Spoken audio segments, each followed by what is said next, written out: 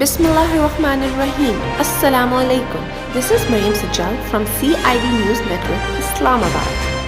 In Islamabad, Quetta, Lahore, Prime Minister Imran Khan chaired a meeting of federal ministers and party leaders on Thursday, in which Interior Minister Sheikh Rashid Ahmed gave a comprehensive briefing.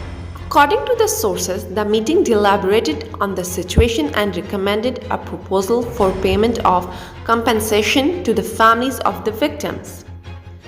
In UK, all international passengers will soon have to provide a negative COVID test result before travelling to England or Scotland.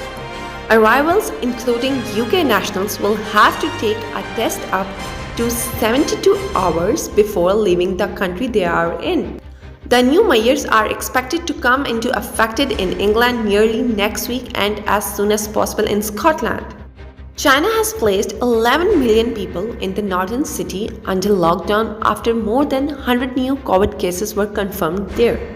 Residents are banned from leaving the city. Schools have also been closed. More than 5,000 testing sites have been set up so every resident can be tested. The Ministry of Health and Prevention announced the UAE has recorded 2,988 cases of COVID-19 in just one day. The new figure comes as the ministry continues to expand its nationwide testing campaign for early detection of the virus.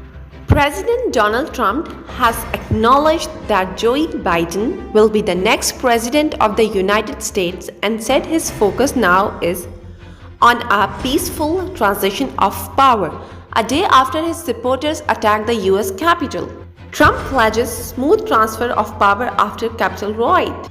Air India flight with 246 passengers from UK lands in Delhi. According to the government, 30 flights will operate every week, 15 each by Indian and UK carriers. This will stand till 23rd January. Flights from India to UK restarted on Wednesday even as the number of people who have tested positive for the new UK variant has climbed to 73. Iraqi court orders Trump arrest over Soleimani drone strike. A Baghdad court has issued an arrest warrant for US President Donald Trump as part of its investigation into the killing of top Iraqi commander Abu Mahdi al-Mohandes last year. Pakistan calls for Afghan action as soldier killed in border fire.